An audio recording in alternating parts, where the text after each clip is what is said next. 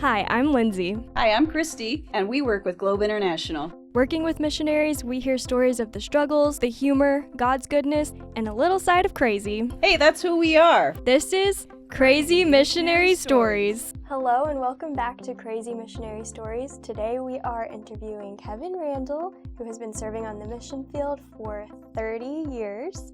So Kevin, will you tell us what you're currently doing on the mission field?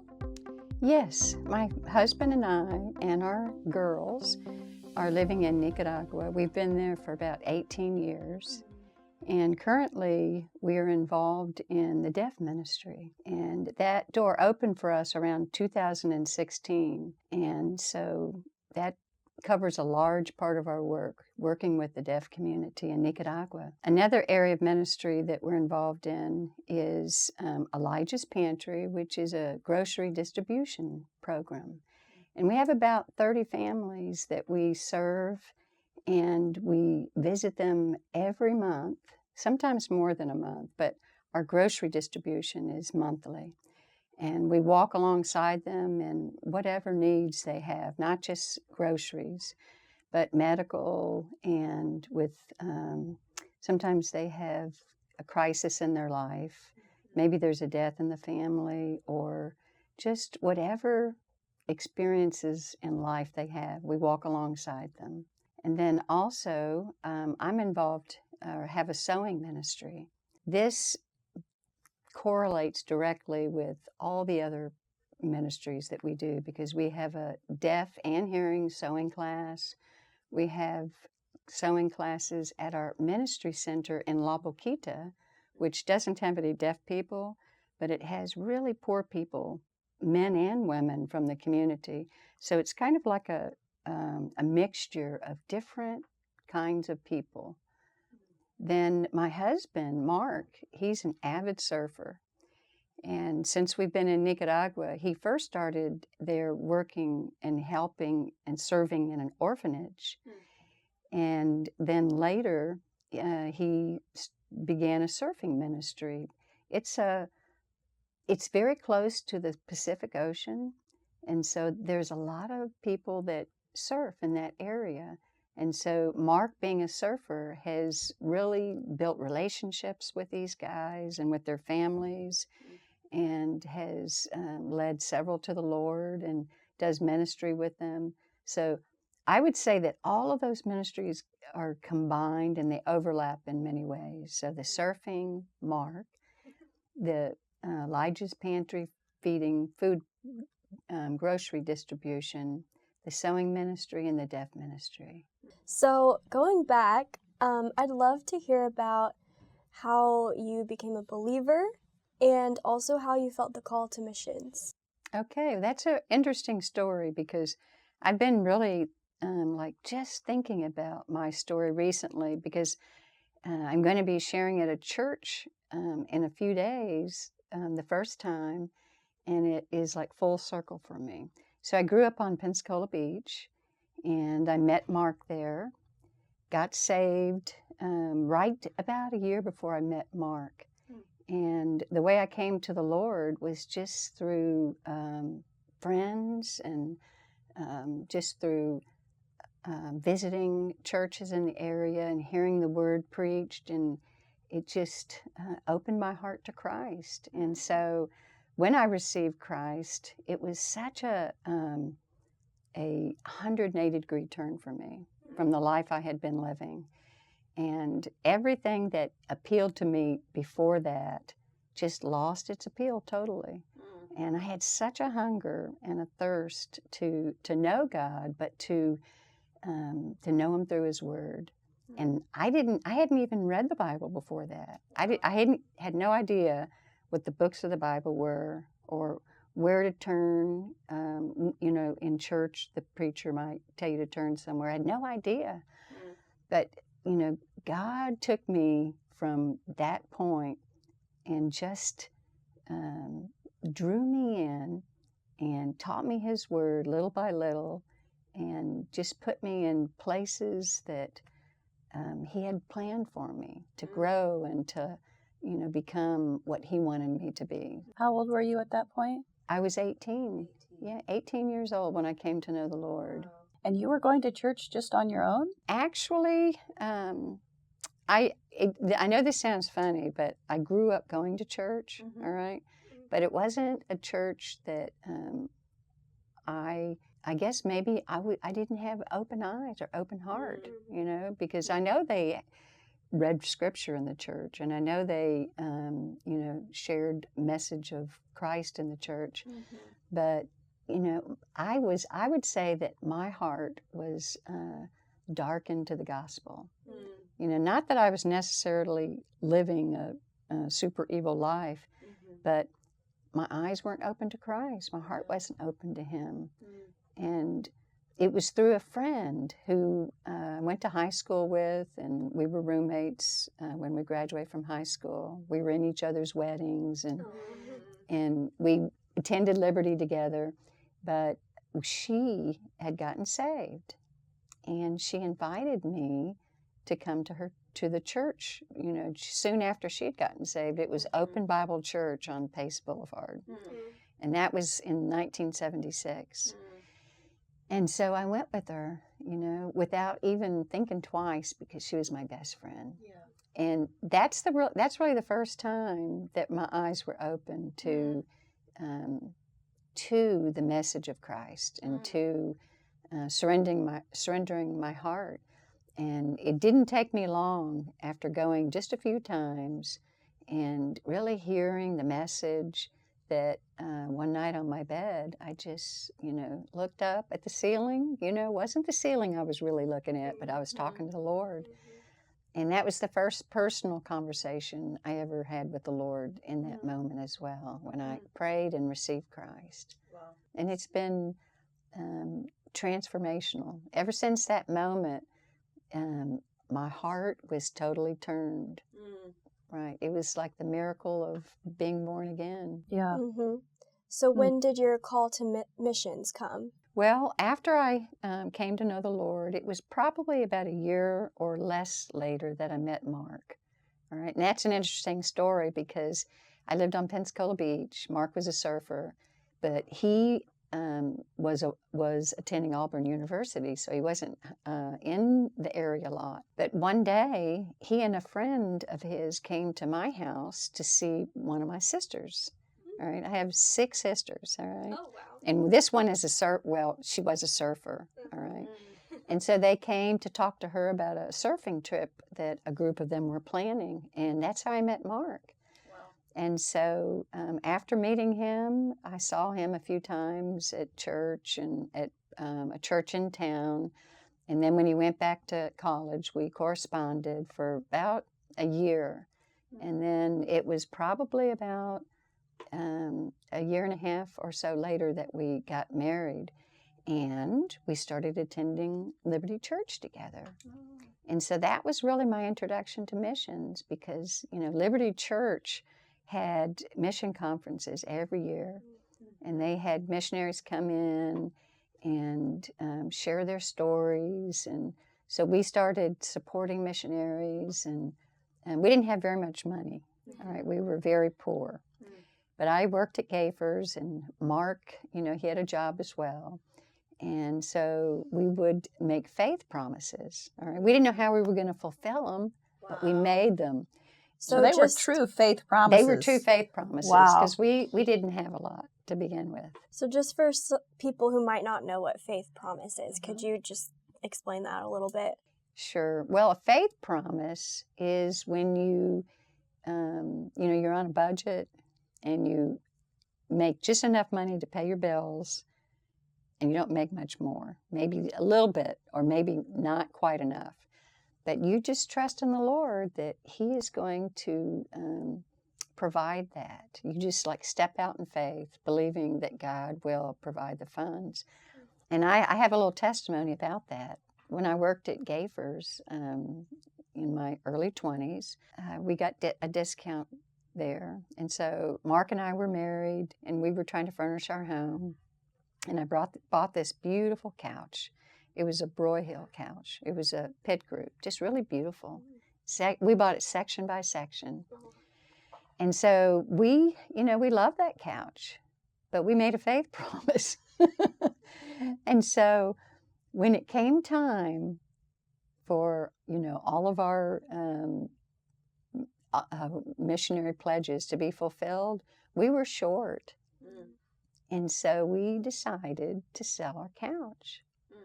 And so we put an ad in a local, buy and sell, and someone came and bought it. And we got just enough money to pay for the whole year of our faith promise. So the Lord provided the funds, but it was something that we had that we were willing to sell. And I'll never forget that, because I felt like the Lord, He saw our hearts, and that He was pleased that we would, part with something that we really loved and enjoyed using. But at the same time, the Lord was putting within our hearts that desire to go on the mission field. And at that time, our only exposure had been through the mission conferences. At that time, we weren't thinking about going on the mission field. That came later, I guess, in around 1992. Mark took a short-term trip to the Philippines, and he visited a ministry there. We had some friends that had a ministry base in the Philippines, and so he went over and spent maybe about a month there, and just had such a wonderful time. And when he came back, he shared with me like his desire. He said, I think that we could really go and be a help to the ministry there, just serving in whatever way we can. And so we prayed about it together and talked it over, and then finally we decided, well, you know what? We'll do it. We'll make a year commitment. Wow. And we'll go to the Philippines and we'll serve with the ministry that's there. And but it was a year commitment. It was just like, just a small thing. Yeah. I was teaching then in Escambia County. So I put in a leave of absence. They gave me 1 year off to be able to go and then either come back or resign. So it took us about, I'd say, more than a year to prepare, to raise funds and to, to prepare ourselves. And we didn't prepare very well. Did you just go out through the church, or who did you go? We went out through Globe. Through Globe, yeah. Okay. Yeah, Bob Bishop was the director then. Yeah. Yes. So we were the least of the least, all right? We weren't trained, all right? Mark and I were, I guess you could say, in the business world. I was teacher. Mark he had a wallpaper service, all right? And we didn't have any, we had taken classes at Liberty Bible College, but they were mainly because we, wanted to learn, maybe a book in the Bible or a class, and it wasn't for a degree or anything. It was just enjoying, being there. So we didn't have a Bible degree or that sort of thing, but we just had a desire to go and serve. And it was scary doing that because when you go to like the Philippines, that's the other side of the world. You just can't turn around and come home. Too far away. So that's how our missionary experience started. When we first went over for that 1 year, we realized that wasn't long enough, that we felt in our hearts, and this happened over and over during our missionary experience, that whenever we thought or considered, well, is it time for us to go home, or are we supposed to stay? We never felt that God was finished. It was like an ongoing story being written. And so after that first year, we decided to stay a little bit longer. All right. We didn't really commit a certain amount of time, but it was at that point, after that first year, it was kind of like indefinite. So I would say after that first and second year, we realized that, that it was long term. We realized that it was not what we thought, that when you're considering doing missions, I think it's fine to go on short trips and with the intention of coming back, but I think that God had other plans for us, and we were willing to listen to the Lord and to just stay and learn more. You could say that we had on-the-job training. That's what we had. What did you do in the Philippines? Well, at that time, I had a 6-year-old and a newborn, because when we went, my middle daughter had just been born in Pensacola here. And so a lot of my time was taking care of the children, and I homeschooled my oldest daughter. And I also taught English classes at the school that was part of the ministry there, and library classes. And did women's ministry, and we had a Saturday Bible club, and just, I guess you could say, all of the activities that a well-rounded church has. That's what that church had. And Mark was involved in like prison ministry, and he was involved in they had little Bible schools that were like not in the church itself, but in all the different locations of the fellowships that belonged with them. And then he did evangelism, and he preached occasionally. And that's kind of a funny story, because he didn't have any training. And a lot of times he was like, well, I don't know how to do this or what to say. And being a teacher, I would always tell him, if you don't have anything else to say your ABCs. All right? Just say your ABCs, and at least you'll be up there and you'll be faithful. He never had to say his ABCs. So, did you guys speak the language in the Philippines? Well, in the Philippines, most of the people speak English, so it wasn't really hard to communicate, but we did take Tagalog classes. So we could speak some, and when I would go out in the public transportation, the jeepney from one town to another, most of the time you would, need to know language that would get you from one place to the next, or at the market, or things like that. How many years were you in the Philippines? We were in the Philippines about 10 years. Our next assignment was in South Africa, which was in 2003. South Africa? Yeah. How'd you get from the Philippines to South Africa? Yeah. Well, all right, that's a good story. So, our, I guess, mentality or heart was just to serve wherever we were needed. We didn't have our own agenda at all. So when we served in the Philippines, we, did the ministry that was there, and just, kind of integrated with what was going on. We went over to London for about 2 different times for 6 months, because the ministry in the Philippines had a base in London, and they also had a base in South Africa. And so we went over there and spent 2 different times for about 6 months, and so got to experience a little bit of time there. And then in 2003, one of the times that we were in London, at the end of our stay, which we were doing ministry, it was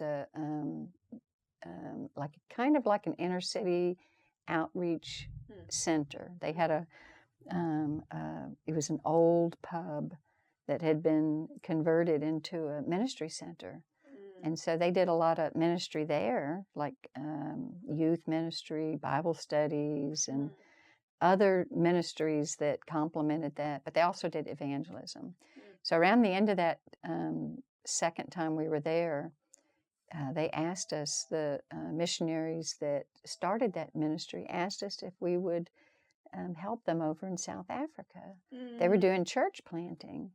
And so, we considered it, and we prayed about it, and we agreed to do it, because we felt like that's where the need was, and we wanted to go wherever the need was and serve. So we went over there in 2003, and we helped with the ministry for about 2.5 years there. And it was church planting and evangelism, and just all the different elements that go with establishing a church. So did you have your third baby in the Philippines? Well, that's a good question. All right. And that actually, is a story I wanted to share with you today. Yeah. And so if I had to give this story a title, I would call it Giving Birth in the Cellar of a Pub. Oh my goodness. Wow. That sounds like South Yeah. Africa then. Well, it was actually London. Oh, all right? London. Oh, London. Yeah. Okay. So what happened was when we were in the Philippines, we were planning to go over to London for 6 months to help in the ministry there. When we went to London at this particular time, I was already, this was our first time because we went twice. I was 6 months pregnant. And so when we arrived there in London, I was, just like 3 months or so from the due date. So we knew that London or England has, socialized medicine. And so we went to the hospital there and had an appointment with the director and got a good look at the facilities and, what they had to offer. But they had an alternative. They said, you can have your baby here and or you can have a home birth and we'll send midwives to you where you live and you do everything at home. And so I had not had a home birth before. Both of my other 2 daughters were born in Pensacola in the hospital, but I had taken Lamaze and I used natural childbirth Lamaze with both of my daughters. And so when they offered that home birth, I felt pretty comfortable with it because I felt like I had preparation for something like that. So they had 2 midwives, all right, that came to our house regularly. And both of the midwives were from the British West Indies. And so they came to our house regularly. We got to know them, somewhat, not real well. And they would check on me and measure and check all the different signs for, growing and all that. And then in the meantime, we were thinking about, well, where are we going to have baby? This is a ministry center. Yeah. So it's kind of like, well, where do you do this? And so the first floor, when you walk in, is, the original pub, but it's set up for ministry. So they had the bar there, but they serve coffee and tea and cookies. And they have tables and pool table and all of those things. And so upstairs, though, is the living space where there are bedrooms and kitchen and bathrooms and office. But in London, and I'm sure it's this way everywhere, but they don't have air conditioning. All right, you open your windows when it's time to need fresh air, I guess you could say. And so, but they don't have air conditioning, and so for me, it was important to have a cool environment, to have a baby. And so there in the center, there was a cellar, all right, that had been, I guess you could say it was renovated, but it was, all the original structure. So when you go down these steep steps, it's kind of dark, just like you would think, because there's no windows like a basement, but it's very cool. The temperature is like really nice. And so there was a bedroom that had been set up down there. So I decided that would be a good place to give birth. And plus it was, away from the living space and the ministry center, and it wouldn't, be disruptive. That's a good word. Or distracting. Yeah. And both of my daughters were there at the time. And so I wanted them to, to be in a place that was out of the way, separate, so they, didn't have to worry or whatever. So they were up in the kitchen area, which is on the second floor, and another missionary that was there for maybe 6 or so months. She did such a nice job of trying to occupy their minds by cooking with them in the kitchen. And how old were they at that time? Well, let's see. Sarah was 10, and Leah was about 5. So the birth, though, it was interesting because even though the place where we chose to do this sounds like really crazy, all right, it was kind of a normal situation in many ways because all that we needed was provided, all right. So the midwife, so that morning when I woke up and I had my first labor pains around 7, I, was charting it and monitoring, and I called the midwife to let her know.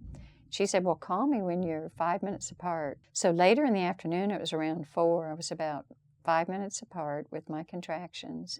So I gave her a call, and she said to me, she said, well, you sound very calm. She said, I don't think that you're anywhere close to giving birth. Yeah. And so she said, but I'll drop by on my way to the hospital. She said she was going to pick up some laughing gas. All right. That's what they use for their deliveries, laughing gas. And she was going to pick that up for you? Yeah, she was going to pick it up. And so she said, I'll stop by first just to check on you. And when she did, she said, I'm not going anywhere. She said, I'm not taking my eyes off you because you are just about ready to push. Wow. And so it really shook her up that she possibly could have even missed it. Wow. Yes, and so we went down, got everything ready in the room, and there were 2 midwives there. They were both, there to do all the work, but one was specifically focusing on the baby and the other on me. So we went down, and when it came time to push, it just went on and on.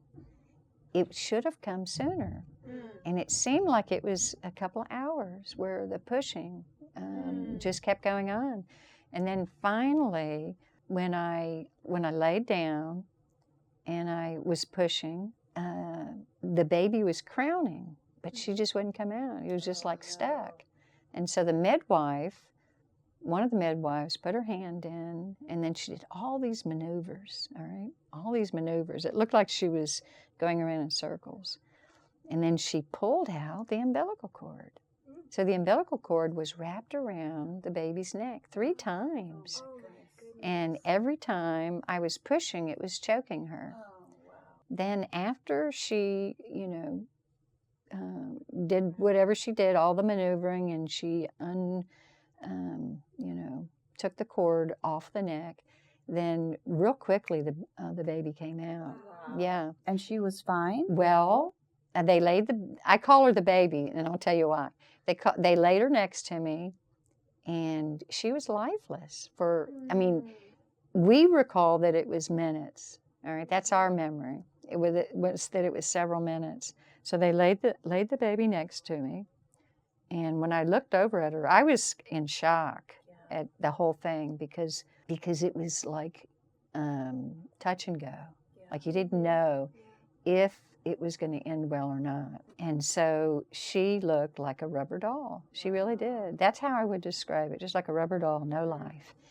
And then all of a sudden, the midwives, which we didn't know them well, all of a sudden they started like praying in the name of Jesus.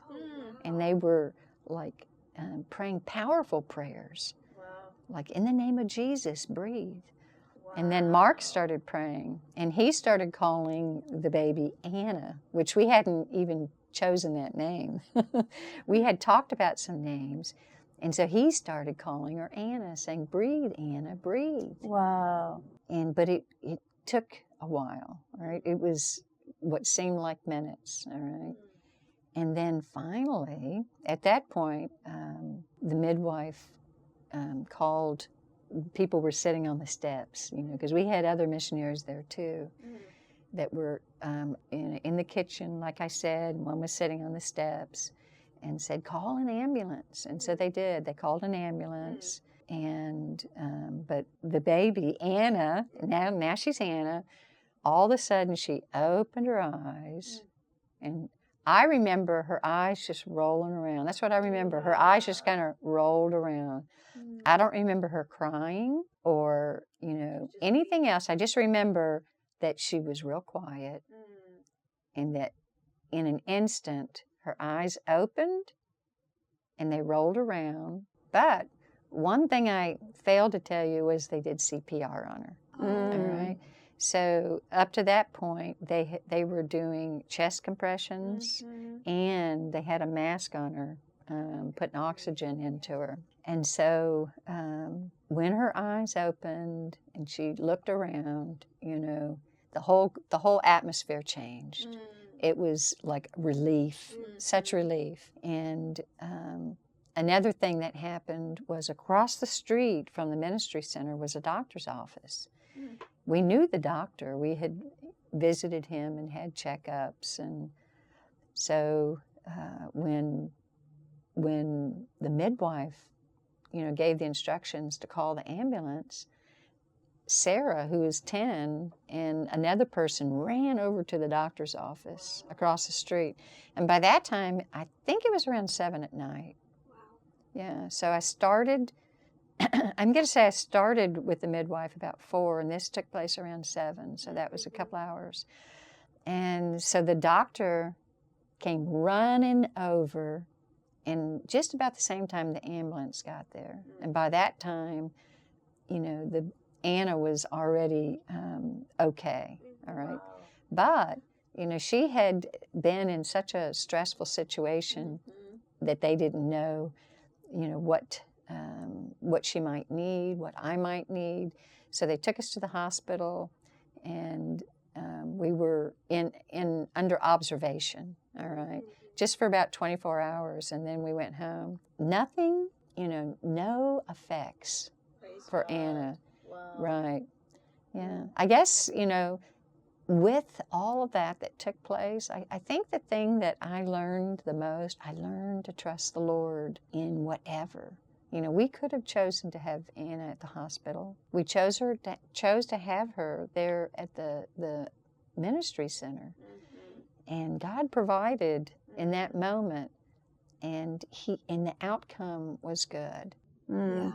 Wow. So after all of this, were you like, Anna, where did that come from? Like, The name. we didn't talk about this. I'm curious to know, like, how that went afterwards. It was like he called her Anna, and it was perfect. It really was. She responded to it. And we had a couple of names picked out, and Anna might have been one of them. I don't really remember specifically. But when he called her that in that moment, it was really a beautiful thing, because it was as if she responded to her name when, you know, he called it and told her to breathe. Anna, breathe. What a story. Yeah. Really neat. So let's move on to your time in Nicaragua. So you go from the Philippines to South Africa, and then were there any countries in between South Africa and Nicaragua, or? Well, when we came home from South Africa, we knew in our hearts that we were going to be moving on, all right? So we didn't know what we were going to be doing, though. So when we came home from South Africa, we were on furlough for about 6 or 7 months. How long were you in South Africa? We were there for over 2.5 years, yeah. So when we came home, we were on furlough, and we weren't sure what our next step would be. We weren't sure. Well, Mark talked with the director of Globe, Doug, and said, hey, you know what? I hear you're taking a trip to Central America. I'd love to go with you. Doug at that time was going to visit all the missionaries in Central America, and there's quite a few, but they went to Honduras and Nicaragua and Panama, Costa Rica. So they visited all these ministries, and when Mark came home, he was really excited about it, and he told me about all the places they went and what the missionaries were doing, and that he felt a connection there. All right, that's what he was hoping, is that the Lord would show him where he was sending us. And he didn't necessarily have a sense that it would be Central America, but he just wanted to go along and see if that might be? Well, generally, yes. Mark didn't have a specific, desire, all right? But he, he did think about it. He told me that he had thought about Central America, but it wasn't something that was just really drawing him. Yeah. But he had thought about it. And so when he came back and he shared with me about all the places they had been, and he said, I want us to go back and just follow in my footsteps, and we'll go and visit. Just like I did, and you can see too. So you did that. Well, so we planned to do that. All right. When we came back from Africa, my oldest daughter was a senior in high school, and we had homeschooled her entire life. And at that point, we were on furlough, but we knew we were leaving. We'd already made our decision. And so we left her there in Pensacola, and my 2 younger daughters and Mark and I, we kind of went on that journey together to retrace. But we weren't sure how long we were going to be gone. All right. And so we took our books with us, and just we learned just to kind of make our lives, center our lives around our family, and not so much where our home is or anything like that. Just took all our books with us, and we continued to do homeschool as we were going. But the first place we went to was to Nicaragua. Yeah. And there was a ministry there, an orphanage, and the director of the orphanage, Sandy Britnell, she invited us to come and join her. She was needing some help there. And so we decided we loved it there, and we saw the need like we did in the other places. And so we decided to just stay there in Nicaragua without going to any of the other places. We said, okay, we're here. Wow. Yeah. And so we also decided that Mark would go back to the States for the missions conference, and the girls and I would stay there at the orphanage. And the orphanage wasn't open yet. It was still being constructed, and so there was no one there. There was only a guard. All right. And so when Mark left, and we didn't have a vehicle, he was gone. Oh, no, we were new there. Wow. Yeah, so it was just the girls and I staying at the orphanage there, which was still under construction, but it was livable. And then when Mark came back, teams started coming in. And so he was working with the teams, and he was like taking them. Well, they were doing a lot of construction there. All right, teams were doing lots of different things there on the property. But then Sandy also has a ministry about 4 hours away in the mountains, and it also was an orphanage. And so we would go back and forth. Whenever there was a team, we just accompanied the team. And if they were painting doors, we were painting doors. If they were doing whatever, that's what we did. All right, whatever they did, we did. And so Mark really got to know just a lot of different people, people on teams, and then the Nicaraguan workers in both places, because the orphanage in Los Cedros, which was the one that we first went to, it was opening. And so there were like kitchen staff now, and there were children that were coming in, and it was really beautiful. All right, so Mark worked there. We lived there for maybe up to the first several months in the orphanage. And so whenever a team would come, we would have to split up. All right, he would go with the men in their dormitory, and then the girls and I would go in with the women. Wow. So it was quite an experience, living that way. And then going back and forth from Los Cedros orphanage up to Jinotega, it was, very active, all right? And so, and I was homeschooling too. And we just kept everything up as we were going. Wow. Well, I just have to say you are a very flexible woman, because to hear about the birth story and going, I gave birth in a pub essentially, and then here you travel and you take everything you need to just do what you need to do with the family wherever you are, is what that sounds like. You take home with you. Exactly. Home is not where you go. Home is wherever you are. You make it home, and you have everything with you to do what you need. I know that at least my experience with orphanage life is that it is intense. It doesn't stop. It's 24/7. And so you were living in that for several months with your children, splitting up your family so that you could work with the teams. And when teams come, that's high energy. That's anybody that goes on a week of missions, it's like they just pour themselves into that week, but you're there long term.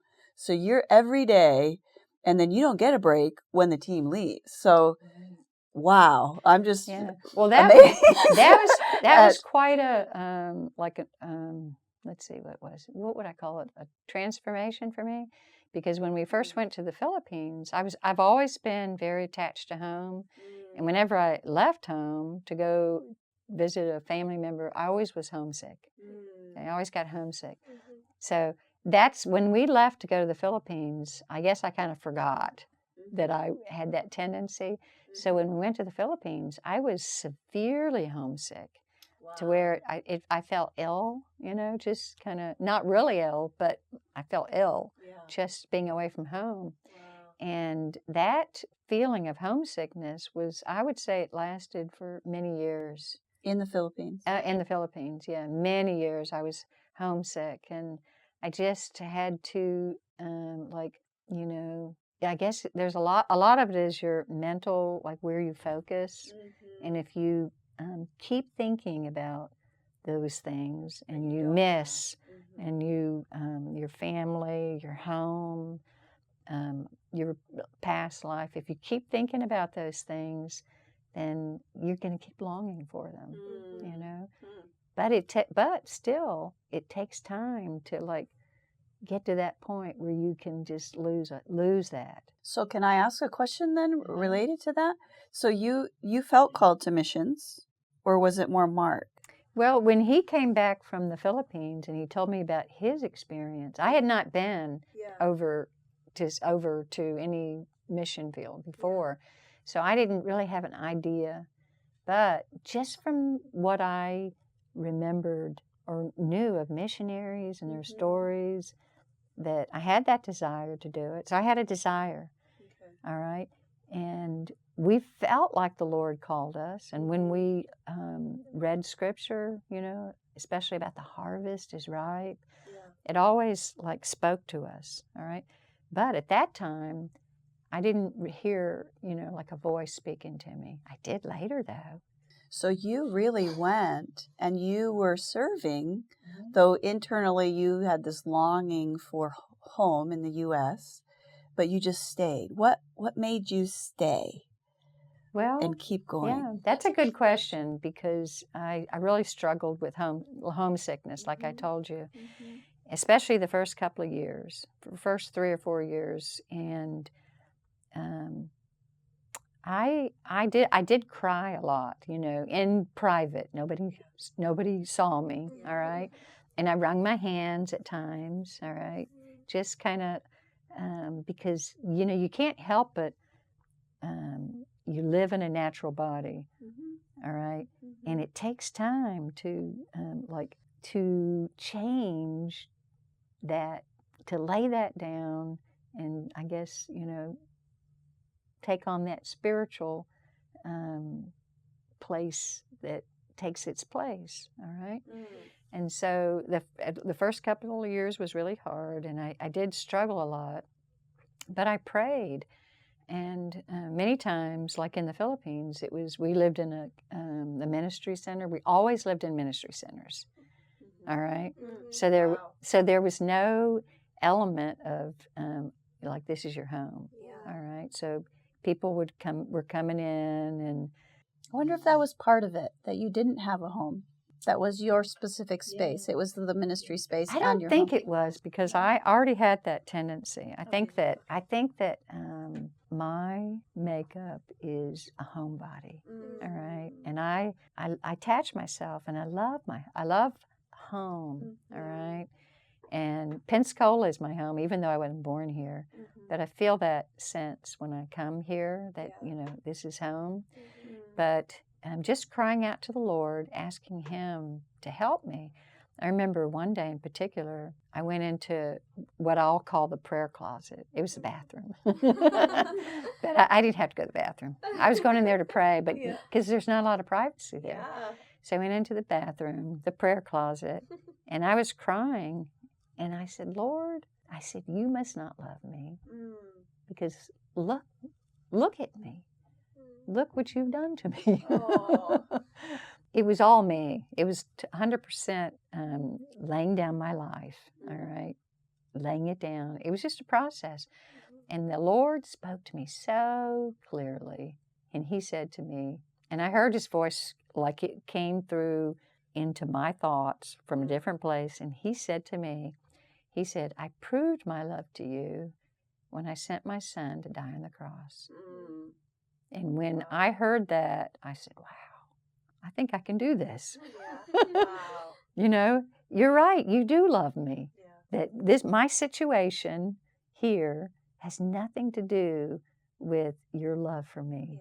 And there were a couple other times that the Lord spoke to me in similar ways that really gave me strength to lay myself down, all right, to put away the past, the drawings, the lifestyle that I lived before, and just surrender to Him. You said that in Nicaragua you got that, like something switched in you, something changed. Did, yeah. What happened there? Well, that's a really good question too, because every time we were in the States, and I could have had an opportunity to go back into teaching, or we could have stayed for whatever reason. There was never that desire whenever I went back. And I even remember thinking to myself, one year, a former teacher friend had become a principal, and she offered me a job in her school. And when she did, I thought to myself, why would I trade what I have for that? Wow. So that transformation had taken place, where before it wasn't that way. But it just took time for me to transfer that affection, I guess you could call it, from the natural, my home and my family and all of those things that, you just are accustomed to something foreign. Yeah, when you go to a foreign country, everything is different. The people, the language, the food. I had to learn how to recook everything. If we had come home or stopped before that time, the things that have happened that are amazing wouldn't have happened. Yeah, I really love that you shared that with us, because I feel like we're in such a culture today here, specifically in the U.S., of quick transformation. Like, we want everything quickly. I think for anyone new going out into missions, maybe might have that concept of, seeing mature missionaries and thinking that they just went that way. But I appreciate you sharing that reality of it just takes time. I'm curious too to just know how then the transformation in the ministry took place, because you're in an orphanage. You're living that orphanage life, and when teams come down, you're busy. The family is even living in different parts of the campus so that you can be with the teams. How did you get from there to what you're doing now today with the surfing ministry and the work with the deaf, the sewing, all that you're doing? How did that take place? Well, my passion, my hobby is sewing, and I love cooking, all the things, a homebody likes to do, all of those things. And so even in the Philippines, I did sewing with the ladies there, and I really enjoyed it. And so when I went to, when we were in Nicaragua, after that first several months in the orphanage, one of the families that was adopting asked us if we would care for their child who they had to leave due to health reasons. In order to do that, we had to move into an apartment. And so that was actually like the first place that we had ever had that was just a private place. You know, up until that time, it was always ministry center. And so we did. I'm not sure I understand what that situation is. They were adopting a child from the orphanage, but they had another child that they had to leave? Okay, Or so they actually adopted 2 children, all right? And one of the children, it took a lot longer. I don't know. I think that maybe it was due to paperwork. And so with that process, it took a lot longer. And maybe it was like 6 or 8 months that should have only taken a shorter time. So the woman got really sick. And so they had to leave Nicaragua, but the process was still incomplete. So they asked us to move into the apartment where they were renting and take care of the little girl. And so we did. And in the meantime, while we were there, I was mainly in the like the support role, all right, at home, caring for the kids and doing sewing and women's ministry, but mainly the home was my focus. And so at that time, we were in this apartment, and a woman approached me one day, and I don't know exactly how she knew that I was a teacher, but she asked me if I would be interested in teaching in the international school. It's a Christian missionary school. And I immediately said no, because I was, I had been homeschooling more than 12 years now. And I was very comfortable with it. But then I thought, wait a minute, we are having a big problem right now, because in this new country where we were, there were very little resources for education, and I would have had to teach PE and music and art. And before, wherever we were, we could always find resources so that the girls could go and they could be involved in things. But in Nicaragua, they didn't have anything like that. So after talking it over with Mark, we decided that it would be good. And I hadn't ordered my new books yet. It was time, but I hadn't ordered them. We actually didn't have the money. So we were like, oh, what are we going to do? Perfect timing in so many ways. So I accepted that position, and it was the resource teacher, which is special education. And up until that time, I had been teaching kindergarten through 2nd grade. So I had teaching experience, but this one terrified me, because special needs, you have to be really qualified to be able to teach children with learning disabilities. So I took the job, but I was so uncertain that I could do it. But it really was a gift and a blessing, because taking that job, I learned real quickly how inadequate I was, because you cannot teach children with learning disabilities in a traditional method. It doesn't work. You have to use special methods, special curriculum, special instruction. And so that first year I failed terribly. I really did. And I was looking for ways to help these children. And I came across some curriculum that was designed for dyslexia, which I had students with dyslexia. And it happened to be there in the classroom in the storage closet. And so I took it out and I started looking at it, and it was very complicated, very complicated. It's not like traditional curriculum. And so I said, well, you know what? I got to do it. And so I took it out and I started reading the curriculum. I would read it over and over, and that's okay. I'm going to implement step 1.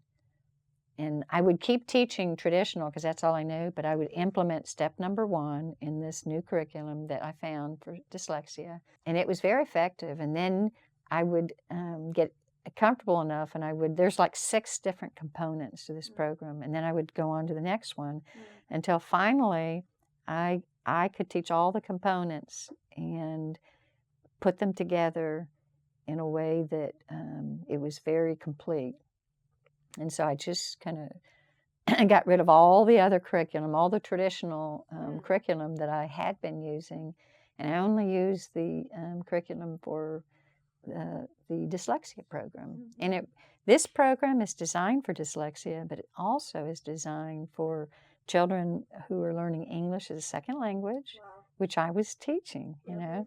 And then it was designed for other special learning needs as well, all right? So the main focus is dyslexia, but other learning needs as well. And so I trained myself in that program, all right?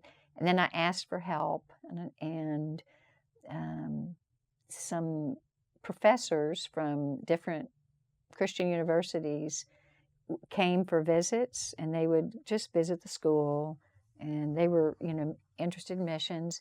And I asked if they would help me because they were trained in special education, and they would come and observe me and my children, and they would help me to write plans for them. And then they would give me good training, but it was all like piecemeal. All right, wasn't anything that was, you know, like certified. Nobody certified it. And so I had good mentors. I had two ladies that were awesome mentors from Christian universities in the States. And I could write to them and tell them what I needed as far as like student advice for students. And they always were able to give me good support. So I would say after about maybe 6 years, I realized that this program was a gold mine. I was like, I couldn't believe it, how effective it was. All the kids were having success, before they were all having failure. And so I asked my principal if they would send me to Chicago to get training from this program. It's called the Wilson Reading System. And it's it's an Orton Gillingham approach. And so they did. They paid for me to go and get some training in Chicago during one summer when I was, you know, in between the school year. And that experience was very affirming because I'd already did self-training, all right? And then when I went to this workshop, I was able to see that I was using it correctly, and that it was just such a beautiful, like a affirmation. I needed that workshop to let me know that, yeah, you're doing it right, all right? And so after that, I continued to work at the school, the International Christian School, for 10 years altogether, until my youngest daughter graduated. And so I was able to support their education and pay for their tuition through the school. And then and I would have continued teaching because I loved it, you know. That's my, you know, area of, I just enjoy it. And so when Anna was in and here's Anna, all right, she's in her senior year. It was a very sad year because that year our middle daughter was diagnosed with thyroid cancer. And it was first semester. So I had to leave for several months. And it was really hard for Anna, you know, because she was the only daughter at home. The others had already left. What year was that? This was, I think, 2016. I was going to say, I remember that. Yeah. Being a Globe missionary, hearing the news and praying for her. Yeah. Yeah. So I think it was 2016. I'm pretty sure. I have to look at Anna's yearbook. And so I ended up back in Chicago, you know, and that's where I went for the training for the program. And Leah was following in that type of path because she was working in a special needs school, and she was getting lots of good training. She hadn't been to college yet, but she was actually, by the time she was diagnosed, she was in her first year of college there in Chicago in the special ed program. So I was gone for several months with Leah after she had her surgery and she had some follow-up treatment. But while I was there, and somebody quoted to me recently, it was a quote by C.S. Lewis, and it really was like, I understand that, I've lived that. And they said, this quote was something like, when everything is going normal, it's like God whispers. But when you go through hard and difficult times, it's like God is shouting, all right? So when I was in Chicago, that's what it was like to me. I felt mainly. I didn't really hear, but I felt a strong desire to resign. And I love that job, okay? But it was a desire not just to resign, but to work in the community. Wow. All right, to leave the school and to go out and work in the community of Nicaragua. And so that was a very, very strong desire in my heart. So when I left Chicago and I went back, it was around January. It was around January. And I prayed, Lord, what about what I heard? I'm settling back in, things are comfortable, and I just don't know what to do, because if I was to resign, that would mean that we would lose part of our income, which helped us to pay, for rent and groceries. And it wasn't like a salary, but it was a stipend for living allowance. And plus I enjoyed my job, and I saw myself being there forever. And so I said, okay, all right. I didn't want to be presumptuous. So I put a fleece before the Lord, and I said, Lord, if you're really speaking to me and this is what you want me to do, and it was also I didn't have as much faith. I said 2 years of income that would replace what I won't be earning here. I said, in some way, I don't know how you would do it, Lord, but if you could provide 2 years income, then I'll know that you're speaking to me. Right? That's kind of hard. That's like, that would be more than $20,000. All right. And so I just left it, and I just went back to work, Well, I was already working. And so the day came and it went that I was supposed to put my resignation in, February 1st or something like that. And I remember also telling the Lord, Lord, I said something like this: the only way I can see that happening is if somebody left us in their will. But I said, Lord, I don't want anyone to die. Yeah. No. But how could it happen? It just wouldn't be possible. We haven't asked for it. It's a secret. I didn't even tell Mark. And so that day ended, and I did feel a letdown. All right. But the next day, Alan called us. All right. He gave us a call, and he said, hey, guess what? This donor, they passed away many years ago, you're part of their will. Oh my goodness. And it was the amount that I told the Lord, I was like, okay, I have no doubt. Wow. You really gain confidence when God just he comes into the middle of it and totally changes things in a way that you can't doubt him. You can't do it. Yeah.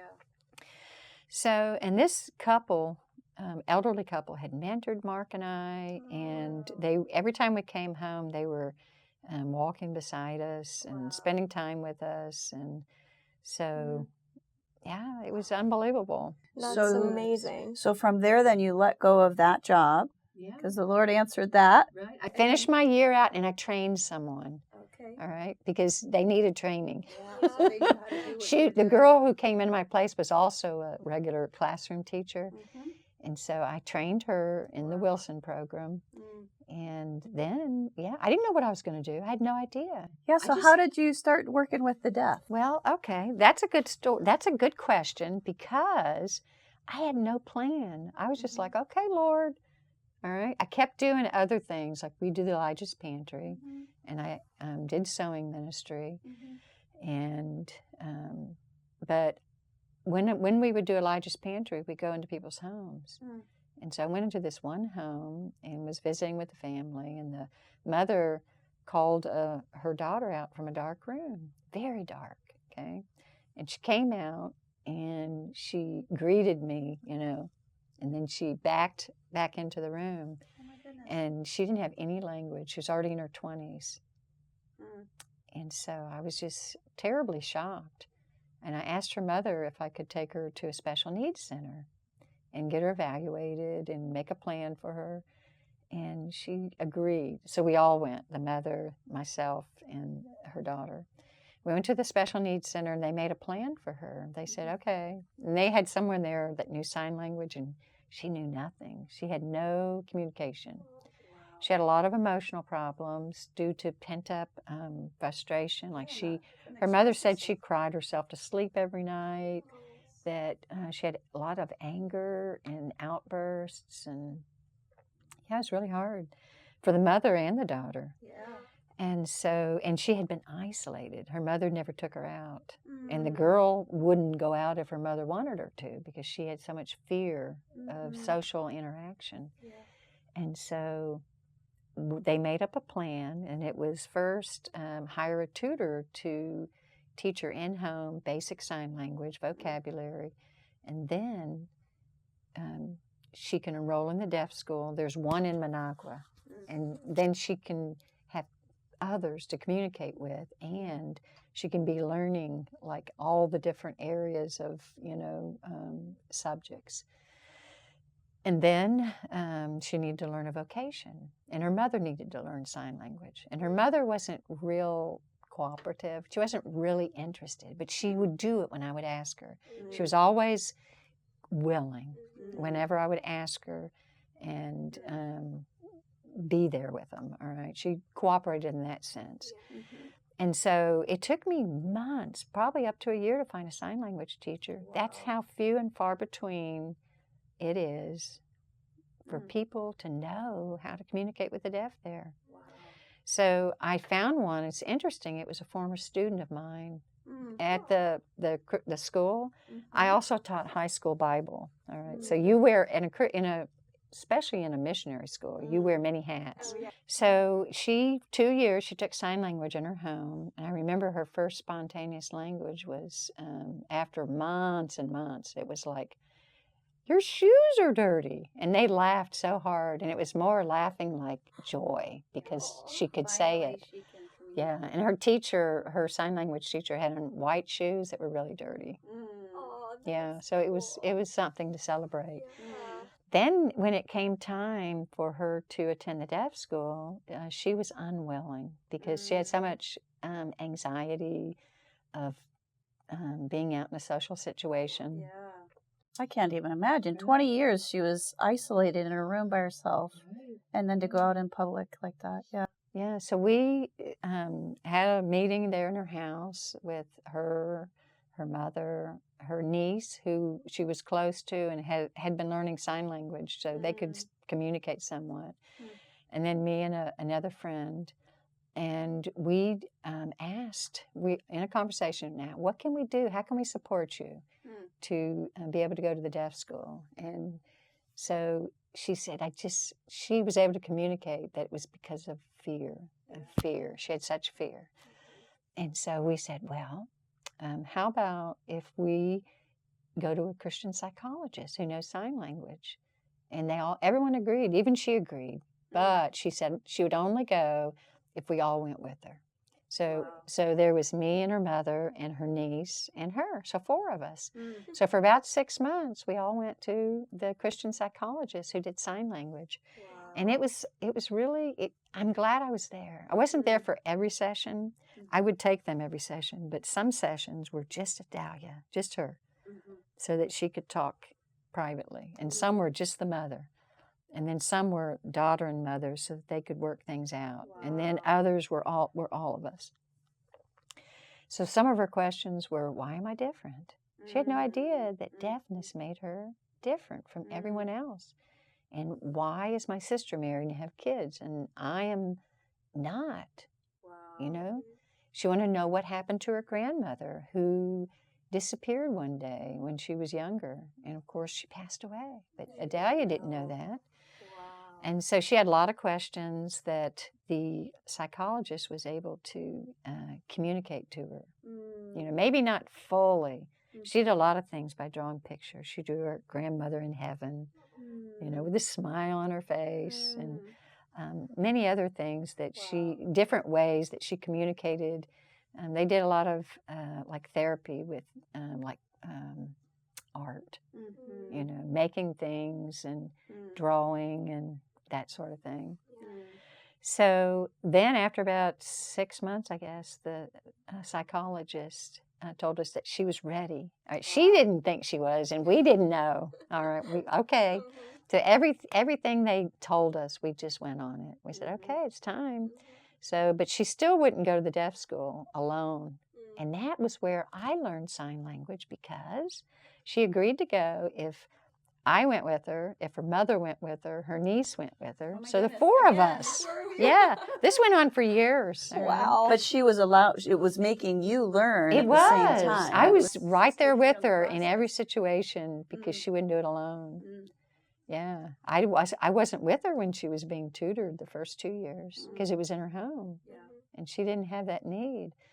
So it was a Saturday class, because during the week at the deaf school, it's for the elementary and high school, the regular ages. She had aged out. And in the Saturday program, they have a class for students like her who were older and had not learned vocabulary, sign. Some of them were learning, like English grammar and science and social studies. So it's like a Saturday program for school. And so she thrived there for the 2 years, just being with other students, And before that, she didn't feel real comfortable at all around guys, not at all. But this was the first time that she was around, guys and girls and people of different ages. And in that same class, there are students that I know well, because I've been with them for so long, that they graduate from high school as a deaf person, but they never learned to read or write. It's only they can attend. So if they get a high school certificate, which is what they really want, they come to the deaf school so they can learn to read and write. Well, then after the program at the school, she graduated. All right, she had a ceremony. She graduated from 6th grade. Yeah, she didn't really learn everything.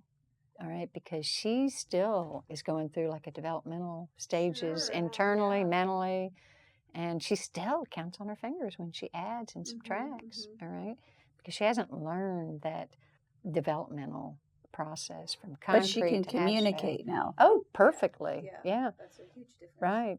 Yeah. So the next step was a vocation, because we're still following the plan. All right. We got that plan, and that's perfect. You need a plan. And so the next step was a vocation, and we were all, coming up with a plan for her vocation, but she didn't want anything to do with it. And so everything that we suggested or even took her to let her see, like to make smoothies. There's a place that teaches people with special needs to make smoothies. She didn't want to do that. Yeah, she didn't. She wasn't interested. And I think it was the security. So I remembered, not that I forgot, that I teach sewing classes. And so I offered to teach her sewing. So she came to my house, and I gave her private lessons with a small group of people who know sign language. And her first lesson, she quit. Oh, no. She said, I'm not coming back because that machine makes me afraid. It vibrates. Yeah, everything made her feel afraid. But she came back. Yeah, she loved it. Right? She said that, and she felt it, but she'd overcome so many things already. Yeah. She knew that this was a good thing. So we started another class that was a deaf and hearing class, and it had a lot of people in it that are from the deaf school, that are fluent. And so it was deaf and hearing, though, but all the people in the class knew sign language. Wow. So she came to that for several years and really learned to become an excellent seamstress. She has made the most beautiful things. And then she became like a teacher, all right, to other people in the class that would come and join, deaf people. She would show them how to, use the machine and how to make the straight stitches and the zigzags and the reverse. And we have a serger, too, that was donated. And that's such a, like a gift, right? To be able to use a machine that does really finishing work on your project. So she learned to use the serger. It's really beautiful. And then, in the meantime, a lot of things, are happening all at the same time. So with our sewing, we wanted to sell it. But in Nicaragua, most of the people are really poor. So that's kind of a difficult market to try to sell to. We sewed a long time for this one opportunity at Christmas. It's called the International Christmas Market. It's a Christmas market for internationals. And there you can sell it to people for, a regular price, not over, but not basic. And so at that market, I met a Nicaraguan woman, and she found out that the deaf community made the items that we were selling, pillows and handbags and hair bows, and we made beautiful dish towels that looked like a dress, children's dress, really beautiful. And so I met this woman, and she said, well, I know 5 families in my community that have deaf children. And she asked if we would come to her community and, help these families. And so I said, well, give me your information and we'll get in touch with you. And so we did. We called her and made a plan to meet in her house and have all these people that you're talking about come and meet us. So we did. We met in her house one day, and little by little, these people would stream in, and we all meet together. And in that moment, we made our plan. We said, okay. We said, each of you that are here today, we'll come and visit you, just one visit each time, only on Fridays. We only have one day a week to do that. So we'll visit you this time, all right? And so we got their addresses and knew where they lived. So we spent about a month, our team, which at that time was very small. I think there was maybe two of us. Now we're 6. All right? So we went to one person's home at a time. And our focus was the child, which they're all teenagers. Right? These are teens without language. Right? And they're isolated, like Adalia. So Adalia's story, I discovered, is everybody's story that is deaf, unless they have an advocate, like we advocated for Adalia. And sadly, 10% of the population is deaf.